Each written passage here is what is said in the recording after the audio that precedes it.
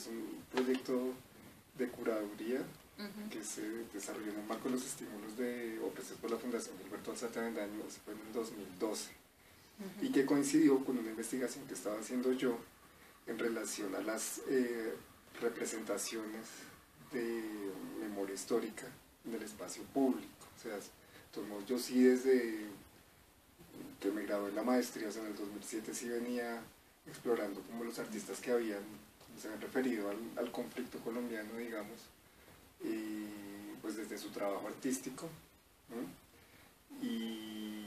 Pero poco a poco fueron apareciendo como artistas que interactuaban o que se insertaban en espacios distintos a los de la escena del arte. Es decir, antes estaban artistas como José Alejandro Restrepo, muchas de las cosas de Doris Salcedo, Beatriz González, o sea, la referencia como al conflicto y lo que en muchos casos se ha llamado la violencia siempre ha estado en el arte colombiano.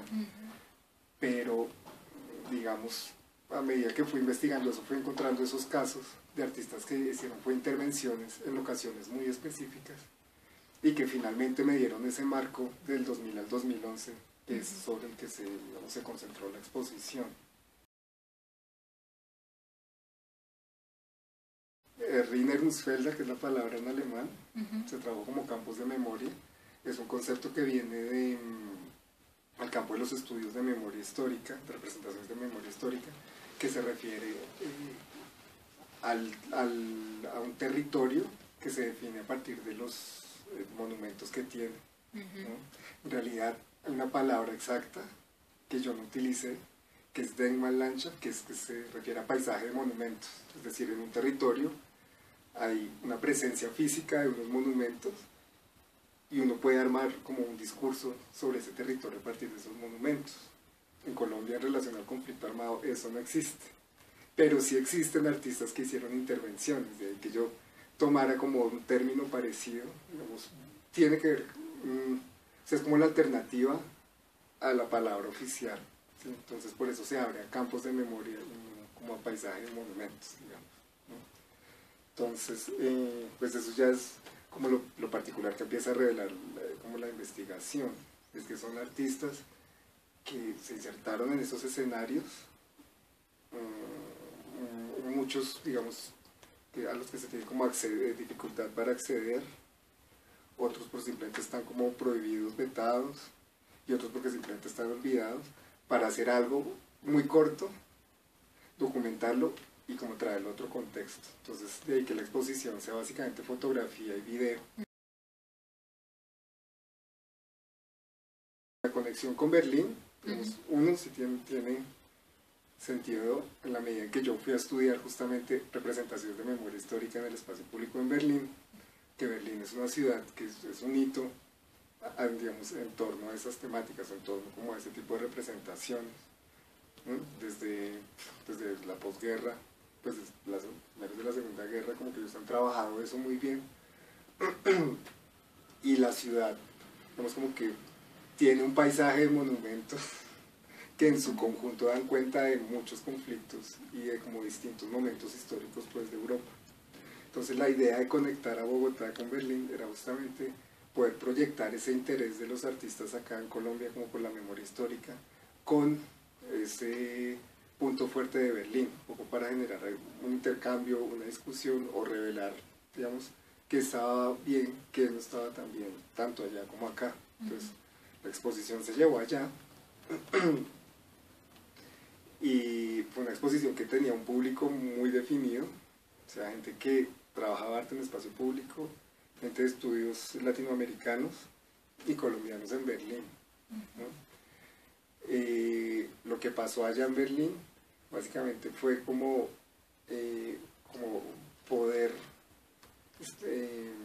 poderse hacer la pregunta de cómo representar un conflicto que no se ha terminado. O sea, Berlín lo tiene muy claro, lo han hecho muy bien, pero ellos lo han hecho sobre, digamos, acontecimientes o problemáticas que ya están, como se dijo, se cerró acá, continuamos, ¿no?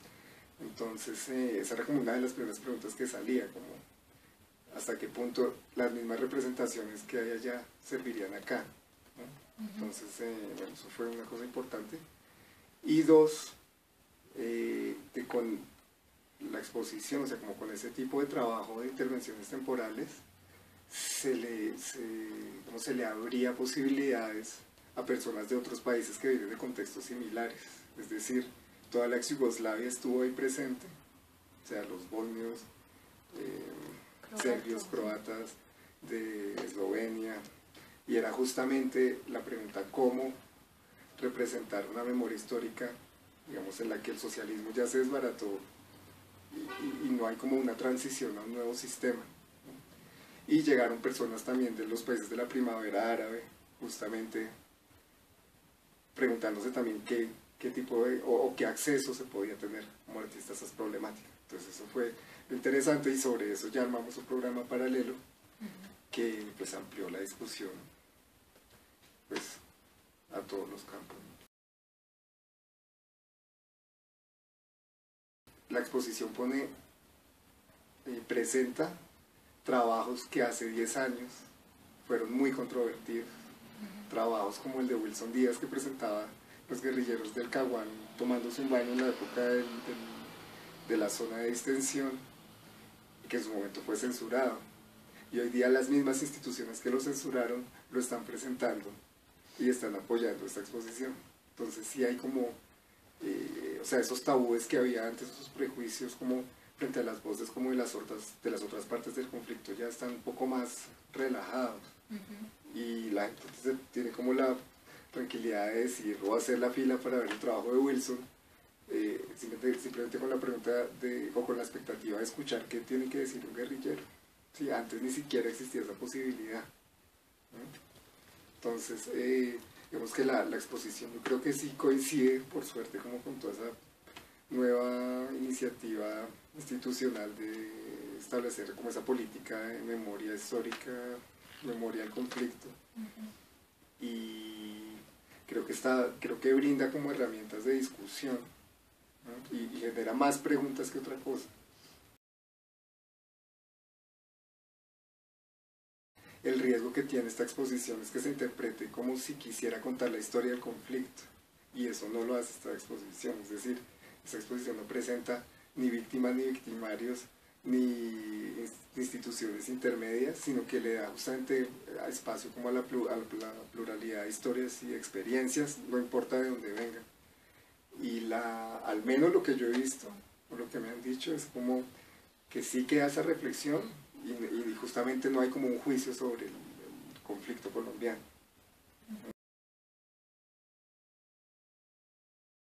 Los artistas fueron exactamente a los escenarios, digamos, donde ocurren cosas muy puntuales, sean como prácticas funerarias, sea como todo este problema con el paramilitarismo o los controles, digamos, del ejército contra la mafia y las acciones de la guerrilla, y se cruzan esas realidades como con el pasado o digámoslo, con una memoria del conflicto. Digamos, ahí el mejor ejemplo tal vez es el trabajo de Alberto Baraya, que va por el río Putumayo, siguiendo la historia de la vorágine, o sea, está recorriendo el mismo escenario descrito en la vorágine, el mismo escenario descrito por Richard Evans en los 40, un biólogo norteamericano, y el mismo que controlaba el teniente Rojas Pinilla en los 40.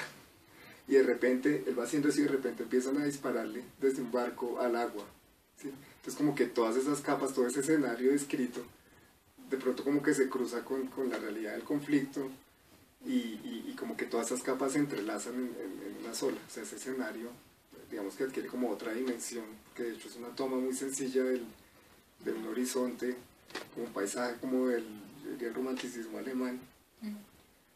Y pues se rompe completamente con esa intervención, ¿no? Pues yo creo que lo más importante es que sea una exposición que pueda circular por el país y que pueda llegar realmente como a los sitios donde tal vez las intervenciones se llevaron a cabo, ¿no? Es lo más importante.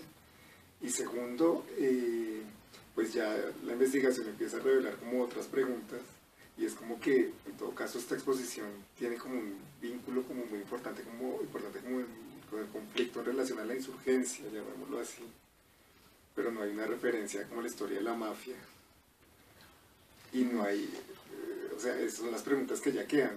¿Por qué no? ¿Por qué no ha pasado? ¿Por qué no es evidente ese interés? ¿O por qué a los artistas no lo han trabajado? No sé, ese sería también el siguiente paso. Y un poco mirar como la cantidad de colectivos de artistas que están trabajando con comunidades en relación a esas temáticas.